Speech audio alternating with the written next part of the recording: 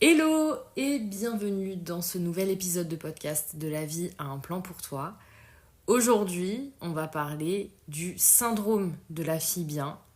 Qu'est-ce que c'est, d'où ça vient et pourquoi ça vient me traverser en ce moment. Comme vous le savez, très souvent, mes clientes sont ma plus grande source d'inspiration. Et là, en l'occurrence, ça vient d'abord d'une de mes clientes avec qui je travaille depuis plus d'1 an et demi maintenant. Mais c'est quelque chose qui vient toucher la plupart de mes clientes finalement. Et je pense que de manière plus large, ici, dépendance affective ou pas, hyper-indépendance ou pas, je pense qu'il y a quelque chose de sociétal. Et donc, j'avais envie de parler de ce sujet dédié aux femmes. D'habitude, c'est vrai que je vous dis que mes sujets touchent aussi les hommes et que en fonction de la communication que j'ai et de la direction que je prends, il faut aussi adapter aux situations pour les hommes. Mais là, il y a tellement quelque chose de sociétal que ça va toucher les femmes, notamment. En tout cas, ma communication, là, va se diriger vers les femmes. Mais si vous êtes un homme et que vous êtes ici, je vous invite à continuer. Et aussi, n'hésitez pas à me faire des retours sur les épisodes de podcast, que ce soit directement en commentaire sur les épisodes. N'hésitez pas à le noter aussi parce que ça me permet de voir si ça vous plaît, si vous êtes content des épisodes. Et encore plus de venir parfois débattre directement sur mon compte Instagram pour les personnes qui ne me suivent pas encore. C'est oria.coaching, donc n'hésitez pas à me rejoindre par là. Donc, j'avais envie de vous parler du syndrome de la fille bien, à la fois parce que ça me semble important de faire un petit rappel et de venir toucher quelque chose chez toi qui m'écoute, parce que probablement qu'il y a des mécanismes du syndrome de la fille bien que tu mets en place alors que tu n'as même pas remarqué. Et je pense que pour moi, ça a fait partie aussi de mon chemin de guérison. C'est-à-dire que le fait de me rendre compte que j'avais envie et besoin qu'on me voie comme une fille bien, en fait, c'était carrément pas ok avec plein de mes valeurs, avec la manière dont moi je considère les femmes dans ce monde.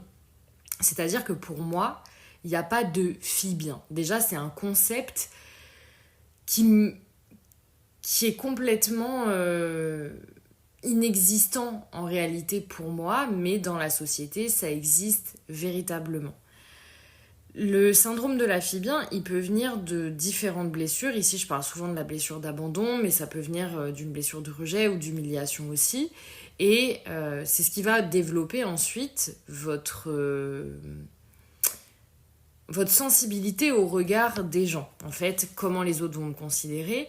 Alors ça, c'est quelque chose, je le vois pas dans mon métier, parce que je vais vraiment prendre quand j'ai ma posture de femme, en fait, dans la vie, où vraiment, moi, j'en ai pas grand-chose à faire du regard des gens.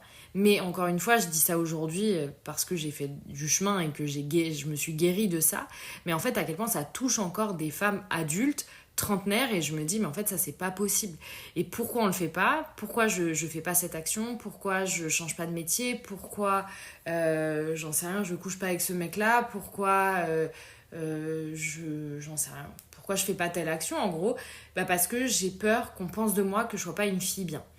Et en fait, c'est quelque chose qui vraiment vient me toucher parce que je me dis, mais à quel moment et qui, surtout, a décidé de ce qu'était ou pas une fille bien ? Qu'est-ce que ça veut dire en réalité ?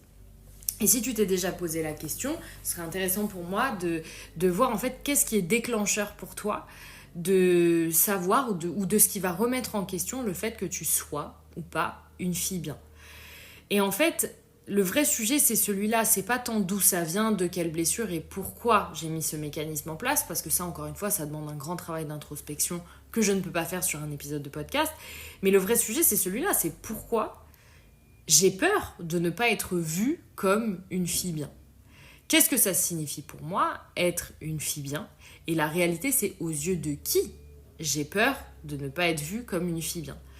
Dans la majorité des cas, évidemment, c'est la majorité selon mon prisme et mon regard parce que je travaille avec des femmes, j'accompagne des femmes, j'ai accompagné plus de 300 clientes, donc autant vous dire que des femmes j'en ai rencontrées et que je sais que ce sujet-là persiste. C'est en fait, j'ai envie d'être une fille bien aux yeux des hommes. Souvent, c'est leur regard en fait qui va peser sur nous. On n'a pas peur de pas être une fille bien aux yeux de nos amis. Enfin, j'ose espérer parce que sinon il faut changer d'amis, déjà, je pense. Mais c'est surtout aux yeux des hommes. On a peur en tant que femme. Attention, bien sûr que tout le monde ne sera pas concerné, mais on va avoir peur de notre body count. Pour rappel, le body count, c'est le nombre de partenaires sexuels que vous avez eu. On a peur presque de dire le nombre ou pas, ou alors on va être fier d'un certain nombre ou pas. Donc, alors qu'en fait, ça ne regarde que nous-mêmes de savoir avec combien de personnes on a couché ou non. Le syndrome de la fille bien, c'est aussi... est-ce que les hommes, si je fume, on va penser que, si on me voit bourré, on va penser que, si, j'en sais rien moi, si je m'habille de telle manière, on va penser ça de moi, si décide de faire tel job, on va penser ça de moi, si j'incarne telle valeur ou pas, on va penser ça de moi. Et en fait, c'est vraiment lié, encore une fois, très souvent, au regard des hommes. Et je vous invite à approfondir... parce que parfois, c'est aussi le regard du père. Ou en tout cas, des hommes qui ont été en charge de notre éducation et des valeurs qui nous ont été véhiculées. Donc, il faut arrêter d'être dans ce mécanisme-là, tout en se demandant pourquoi je suis en train de le faire. Auprès de qui j'ai peur d'être jugée? Qu'est-ce que j'ai pas envie qu'on pense de moi, en fait? Et pourquoi? Parce qu'en fait, la réalité, c'est que sur le regard des autres, et ça, je pourrais en faire tout un épisode de podcast, mais quand j'ai peur du regard des autres, c'est parce que je me juge moi-même.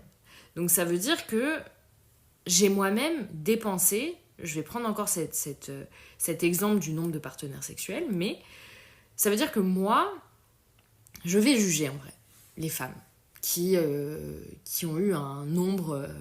de partenaires, et ça dépend encore une fois de votre vision, à partir de temps. Parce que si vous vous jugez vous-même, si vous avez peur qu'on vous juge, ça veut dire que dans votre schéma de pensée, d'une certaine manière, vous jugez aussi les autres. Et je pense que c'est là qu'il faut aller regarder. C'est de quelle façon les autres sont le miroir de mon propre schéma de pensée. Moi, je juge absolument pas une femme qu'elle est couchée avec un homme ou zéro d'ailleurs, ou 100 ou 200, en fait c'est quelque chose qui n'appartient qu'à elle. Une femme n'a pas besoin de se justifier du pourquoi elle a tel nombre de partenaires. Parce que ça, c'est ce que je vois aussi beaucoup, c'est des femmes qui vont, pour une raison ou une autre, parler de leur nombre de partenaires et justifier ce nombre-là. Oui, mais j'étais célibataire à ce moment-là, oui, mais j'ai bien profité, oui, mais moi, je décide d'attendre le bon partenaire, oui, mais moi, je couche que quand je suis amoureuse. Mais en fait, ça ne regarde que vous. Et ce dont il faut se détacher, c'est cette peur du regard des autres, mais pas seulement. Parce que souvent, c'est ça, on se dit, ouais, mais il faut en avoir rien à foutre, etc. Oui, mais quand ton système de croyance et ton schéma de pensée, il a été construit sur le fait qu'une femme, parce que vous le voyez quand même, hein, les hommes ne sont pas hyper concernés par ça. Donc ça dépend de la construction de votre schéma de pensée, de votre système de croyance, et du coup de l'éducation souvent que vous avez eue, des personnes par qui vous avez été entouré, les valeurs que vous avez envie d'incarner vous ou pas. Mais qu'est-ce que vous avez envie de croire? Qui vous avez envie d'être aujourd'hui? Parce qu'il y a ce truc aussi de j'ai peur qu'on pense que je suis méchante, j'ai peur qu'on pense que je suis pas sympa, que je suis pas une fille bien, que je suis pas serviable, que je suis pas loyale, que je suis pas attentionnée, que je suis pas disponible. Enfin, en fait, à quel moment vous vous êtes demandé qui vous aviez envie d'être et pas seulement? Parce que savoir qui on a envie d'être, c'est une chose, mais est-ce que vous vous êtes demandé si la personne que vous avez envie d'être correspond à l'énergie que vous avez, à la vie que vous avez envie de mener? Parce que parfois, on a envie d'être un certain type de femme. Moi, je vous donne un exemple avec moi et mon énergie, par exemple. Moi, j'étais quelqu'un de très trop disponible à une époque de ma vie, parce que je savais pas poser mes limites, que je voulais être disponible pour tout le monde, parce que c'était mon moyen à moi de me sentir aimée. Mais en réalité, ça n'a jamais correspondu à l'énergie de mon corps. C'est-à-dire qu'aujourd'hui, je me sens beaucoup plus alignée à qui je suis quand j'arrive à dire non, quand j'ai beaucoup plus de moments seuls, quand j'ai beaucoup plus de moments à la maison, parce que c'est de cette manière-là que je me sens bien, que j'arrive à me ressourcer et donc, quand je vois mes proches, à être pleinement disponible pour eux. Et pourtant, peut-être que pendant une période de ma vie, j'avais envie d'être cette personne qui était disponible, qui sortait énormément, qui voyait du monde, alors que je suis quelqu'un de très entouré, hein, ça ne bouge pas. Mais par contre, je sais que je n'ai pas l'énergie pour être 100% disponible pour tous les gens autour de moi, tout le temps. Donc, il y a quand même un équilibre à trouver entre qui j'ai envie d'être, la vision que j'ai de ma vie, de mes rêves, de mes ambitions, mais aussi de respecter qui je suis vraiment. Mais pour ça, il faut apprendre à se connaître vraiment très bien. Et du coup, quand on commence à respecter ses limites, à se connaître et à s'aimer, il n'y a plus cette peur d'être méchante ou de pas être une fille bien ou d'être une mauvaise amie ou d'être une mauvaise fille ou une mauvaise sœur. Parce que pour moi, en tout cas, encore une fois, je partage ma vision, les gens autour de moi, s'ils m'aiment, ils doivent aussi respecter ça chez moi. Et quand je dis s'ils m'aiment, ça ne veut pas dire qu'on doit faire absolument en fonction de moi. C'est que mes proches, je veux qu'ils m'aiment, mais je veux qu'ils s'aiment aussi. Et s'ils s'aiment et que ma manière de fonctionner ne leur convient pas, je sais que ça ne veut pas dire que s'ils se retirent de ma vie, ils ne m'aiment pas. Mais s'ils se retirent de ma vie, c'est parce que aujourd'hui, je ne peux peut-être pas les nourrir de ce dont ils ont besoin. Et j'en reviens à mon sujet principal, c'est que du coup, je ne remets pas en cause ma valeur ou le fait d'être une mauvaise amie ou une mauvaise petite copine. C'est juste, en fait, aujourd'hui, je sais que pour une raison ou une autre, tu n'es pas épanoui, je te renvoie pas à quelque chose qui te fait du bien, mais ça n'a rien à voir avec moi et qui je suis. Donc, à quel moment j'ai peur? Quels sont les déclencheurs? Ça, c'est super intéressant que vous le voyez dans votre quotidien. Quels sont les déclencheurs où je commence à me dire j'ai pas envie d'être méchante, j'ai pas envie qu'on me voit comme ça, j'ai pas envie de pas avoir l'air d'une fille bien. Et là, on va rentrer dans un sujet plus intéressant encore, en tout cas pour la plupart d'entre vous, parce que je sais que la plupart d'entre vous m'écoutent pour ce sujet-là, sont les relations amoureuses. Et je parle vraiment des relations hétérosexuelles et dans la posture d'une femme. À ce moment-là, c'est complexe. C'est complexe parce qu'on évolue dans une société patriarcale où les hommes, même si tous les hommes ne sont pas problématiques, attention, les hommes sont quand même conditionnés à voir en les femmes une femme bien. Il y a quand même ce truc, plus que les femmes, parce que je pense qu'il y a beaucoup de femmes qui se mettent avec des hommes pour être en couple et pas parce qu'ils les ont choisis parce que c'était des hommes bien, entre guillemets. Par contre, le discours tenu aux hommes de « c'est une femme bien, moi je me marierai avec une femme bien », ça on le retrouve énormément. Et c'est ça qui n'est pas sain. Parce que même si oui, si on fait preuve d'un peu de jugeote, on sait ce que ces hommes-là veulent dire, mais quand on creuse, et je vous assure que pour avoir discuté avec certains hommes, waouh, c'est parfois extrêmement choquant la manière dont eux voient une femme bien. Je ne les blâme pas parce que c'est en fonction de leur éducation, de leur prisme et de plein d'aspects de leur vie. Mais vous, en tant que femme, c'est à nous, malheureusement, de faire ce travail-là et d'aller déconstruire ce qu'est une femme bien ou pas. Parce qu'en fait, ce qui se passe, c'est que quand on pense, ou en tout cas quand on est sûr qu'on doit paraître, ou en tout cas qu'on doit être une femme bien pour l'autre, dans notre vision, dans notre définition ou dans celle de l'autre, parce que souvent on a tendance à s'acclimater à pour lui, une femme bien, c'est une femme qui sort pas trop. Du coup, je vais moins sortir. Vous voyez les mécanismes qu'on met en place.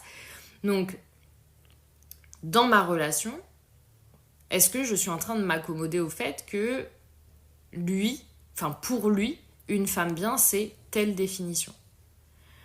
Ou est-ce que j'ai menti sur mon nombre de partenaires sexuels, déjà, en date, je vous parle pas de la personne avec qui vous êtes aujourd'hui, mais quoique. Mais est-ce que ça vous est arrivé de mentir, ou de ne pas dire, ou de ne pas vouloir dire, ou même vous, parce que je parle beaucoup dans ce sens-là, mais en fait, est-ce que vous avez déjà jugé un homme par rapport à son nombre de partenaires? Donc tout ça, c'est hyper intéressant parce que c'est vachement lié en fait à l'extérieur et au regard des autres. Mais comment vous vous sentez avec vous-même? Est-ce que vous êtes OK avec vos valeurs, avec qui vous incarnez? Est-ce que vous vous considérez être une femme bien? Entre guillemets, encore une fois. Parce qu'encore une fois, c'est votre propre jugement qui va être le plus important. Et là, je vais aller toucher un truc aussi, c'est que ce truc-là d'être une fille bien, il y a aussi une forme de challenge qu'on se met. C'est-à-dire, je veux être la fille bien. Je veux être la meilleure. Et donc, il y a aussi quelque chose de l'ordre de la comparaison par rapport aux autres femmes. C'est en fait, je suis une fille bien par rapport à ces femmes-là, qui, elles, ne seront pas comme ça, ne vont pas incarner ça, etc. Et ça va aussi avec un manque d'estime de nous-mêmes, généralement, parce que je vous assure que quand vous avez une bonne estime de vous-même, vous ne vous comparez plus aux autres femmes. Même l'ex de votre mec, même la nouvelle meuf de votre ex. Parce qu'en fait, vous savez que vous, qui vous êtes intrinsèquement, en tant que femme, les valeurs que vous incarnez, qui vous êtes avec les autres, qui vous êtes avec vous-même, c'est suffisant. Et il n'y a personne, aucun homme, aucun ex, qui va remettre en cause ça. Et vous voyez, on le fait, c'est-à-dire, quand on se sépare de quelqu'un, tout de suite, c'est « je suis pas assez bien ». Est-ce que je suis assez bien? Est-ce que j'ai fait les choses bien? On se pose toutes ces questions-là, qui clairement n'ont pas lieu d'être. C'est bien de se remettre en question, de discuter même avec la personne de qui on se sépare sur les choses qui ont été faites ou pas, mais de ne pas remettre en cause notre valeur. Et en fait, auprès d'un homme, quand on se met dans cette posture-là, en fait, on devient un challenge. C'est-à-dire que on rencontre quelqu'un et on va on va s'empêcher d'être soi-même. Parce qu'on va vouloir incarner la fille bien, vous le voyez pas, mais je mets des gros guillemets, aux yeux de la société. Et ça, c'est pas OK. Parce qu'en fait, une relation saine, elle va se construire en étant soi-même. Et soi-même, c'est aussi nos parts d'ombre, c'est aussi nos défauts, c'est aussi ne pas toujours être une fille bien. Voilà. Et ce qui se passe, c'est qu'en voulant jouer le rôle de la fille parfaite, de la fille bien, on devient, et on se met dans cette posture, on devient un challenge. On devient un challenge pour l'autre. Waouh, elle est tellement bien, il faut pas que je la perde, elle est tellement incroyable, il faut que je la séduise, il faut que machin. Ce qui se passe, c'est que quand vous devenez un challenge pour quelqu'un parce que vous montrez le meilleur de vous-même, parce que vous montrez en fait ce que vous pensez que l'autre voudrait que vous soyez, le challenge, c'est l'adrénaline. C'est oh là là, il faut que je la séduise, il faut que je la garde, il faut que je continue à essayer de la pâter en fait. Quand le challenge sera relevé, tu ne susciteras plus l'intérêt de personne. Alors que quand t'es toi-même, t'as pas besoin de travailler dessus. Et t'es un challenge pour personne. La personne, elle te voit telle que tu es, dans ta vulnérabilité, dans tes moments down, dans tes moments où t'es pas la plus agréable non plus. Et du coup, on lui laisse aussi la chance de choisir avec qui elle a envie d'être. Mais je parle vraiment de ce sujet, et notamment cette histoire de challenge-là, parce que c'est une vraie problématique dans les relations. C'est vraiment, et j'ai été à cette place-là, c'est que je voulais être la fille bien. Je voulais être la fille ambitieuse, celle qui avait des projets. Je voulais être la fille pas chiante. Ah ouais, alors ça c'est encore un autre sujet que je pourrais développer. Mais en vrai, pourquoi on veut pas être la fille chiante? Pourquoi, enfin, je dis pas qu'on doit être chiante. Il y a vraiment parfois, oui, peut-être que dans certaines situations. Et encore, moi j'aime pas dire que les femmes sont chiantes parce que déjà je trouve que c'est contribuer à toutes ces pensées-là, un peu masculines qui me plaisent pas trop. Parce que moi, je considère aussi que les dites meufs chiantes, entre guillemets, c'est des femmes qui parfois sont très blessées et donc ont vraiment besoin de contrôler la relation. Donc ça vient de quelque part et c'est souvent une grande souffrance pour elles avant tout. Mais ce qui est important, c'est vraiment d'être soi dans toutes nos parts pour que l'autre puisse nous voir et choisir d'être avec nous. Et ça, je referai un épisode de podcast dessus, mais vraiment le fait de ne pas se sentir choisi, c'est aussi quelque chose que j'entends énormément. Mais moi, je sais pas s'il y a une définition d'être une fille bien. Je pense que la fille bien, elle possède une définition en fonction de chaque personne. Mais c'est pas tant ça le sujet. Le sujet, c'est ce que je vous dis depuis 20 minutes, c'est à quel moment toi, t'as l'impression que t'es pas une fille bien. Et ce qui est paradoxal, c'est que souvent, ces mêmes femmes, elles viennent à moi en me disant « Mais je sais que je suis quelqu'un de bien, je comprends pas pourquoi je trouve pas l'amour, je comprends pas pourquoi les mecs veulent pas s'engager avec moi, etc. » Ouais, mais en fait, est-ce que vraiment tu t'aimes ? C'est pas seulement te dire « Je suis une fille bien ». Déjà, arrêtons d'utiliser ça. Franchement, si vous écoutez ça, arrêtez d'utiliser cette expression. Parce qu'en fait... La vraie question, c'est est-ce que je m'aime ? Est-ce que j'incarne les valeurs qui sont importantes pour moi ? Est-ce que je sais exprimer mes besoins ? Est-ce que les personnes que je rencontre respectent mes limites ? Je vais vous donner un exemple. Alors, c'est possible que ma cliente passe par là et écoute ce podcast, mais je parlais du fait de poser ses limites, parce que pour moi, en fait, c'est ça une des choses les plus importantes pour construire une relation saine, c'est de poser ses limites, c'est de pouvoir dire non quand on a envie de dire non, dire qu'on n'est pas d'accord, que cette situation ou ce comportement ne nous convient pas. Et en fait, j'ai une de mes clientes qui commençait à fréquenter un garçon, et un soir, ce garçon était en soirée avec ses amis, à lui, et il a voulu appeler ma cliente, mais il était 23h et elle allait se coucher, donc elle lui a dit non, pas ce soir, je suis fatiguée. Et il a boudé, vraiment, parce qu'il n'y a pas d'autre mot pour ça. Il a boudé. Alors, encore une fois, c'est peut-être que lui, ça l'a ramené à une forme de rejet, ou voilà, il y a quelque chose sûrement qui lui a pas plu, pour une raison ou une autre.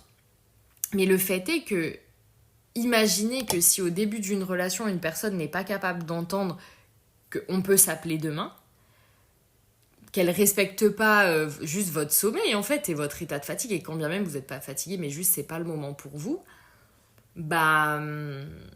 qu'est-ce que ça va être dans des moments plus compliqués ? Qu'est-ce que ça va être quand on va vivre ensemble et que tu vas avoir une attitude qui est pas juste pour moi ? Est-ce que vraiment tu vas m'écouter ? Ou alors est-ce que tu vas bouder en fait parce que tu vas te sentir rejeté ? Parce que le problème, c'est pas tant lui, ses blessures et ce à quoi ça l'a ramené, ou à son ego, que sais-je. C'est qu'en fait, voyez quelque chose là, c'est qu'une personne qui dès le début réagit de cette manière-là vous montre la manière dont elle gère ses émotions. Vous montre la manière dont elle va gérer les conflits. Parce que le fait est que ça s'est pas arrangé. Que vraiment, ça a cassé un truc pour lui. Donc, croyez les gens quand ils vous montrent qui ils sont. Et je pense à un truc là.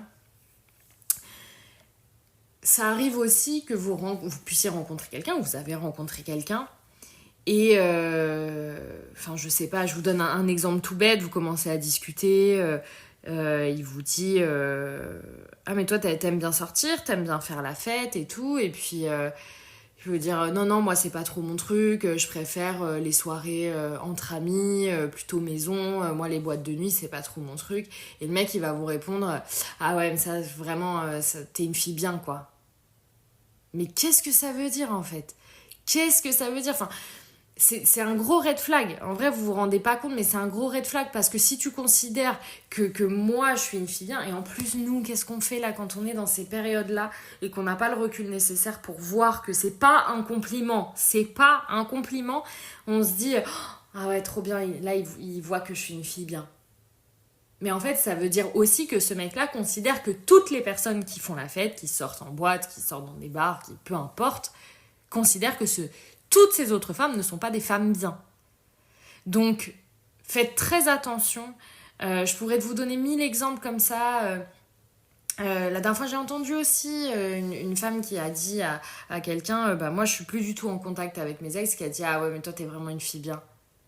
Mais pourquoi en fait? Qu'est-ce que ça veut dire que d'être en contact avec son ex, c'est ne pas être une fille bien? Enfin, en fait, il y a plein d'exemples comme ça. Et je vous le dis, écoutez bien en date. Écoutez bien ce qui se passe, écoutez bien ce qui se dit. Que quelqu'un vous dise t'es une fille bien, ce n'est pas toujours un compliment. En fonction du contexte, en fonction de ce que la personne raconte. Ce n'est pas toujours un compliment.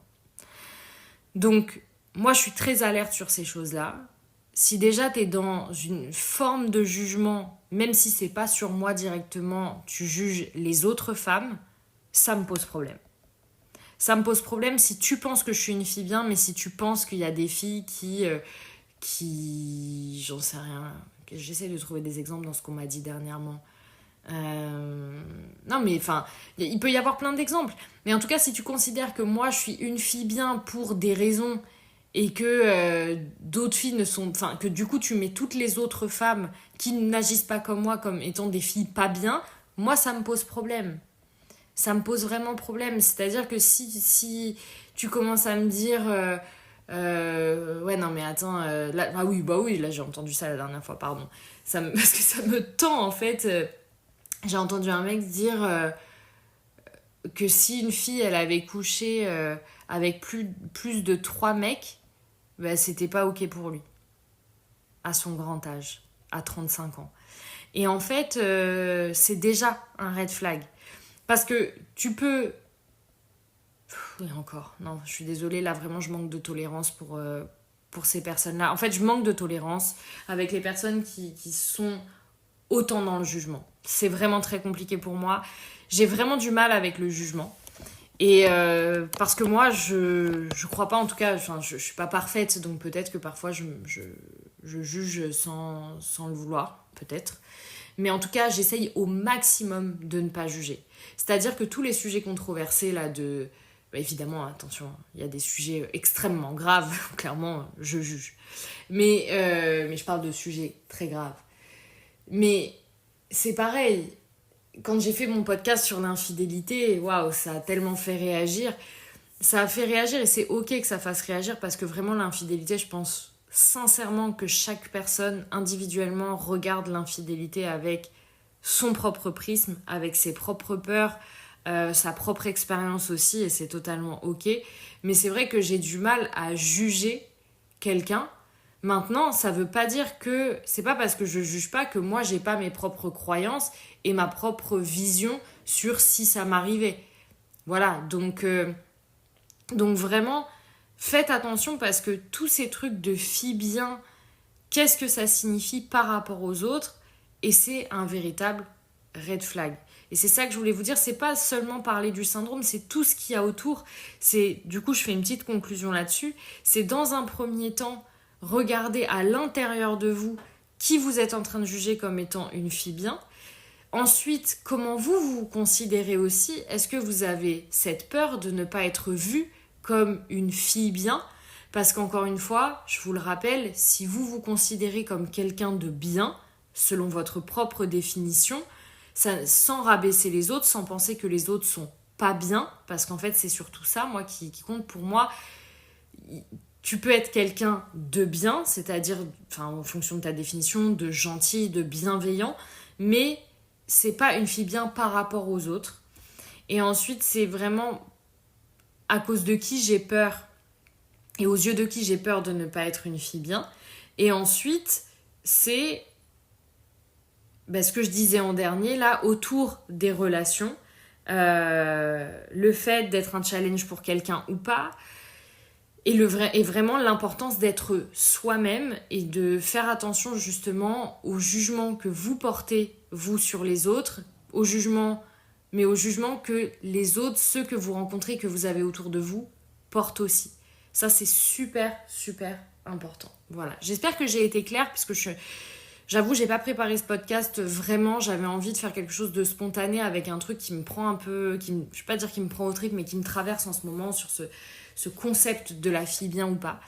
Mais voilà, n'hésitez pas à me faire un retour et je vous dis à la semaine prochaine avec tout mon amour.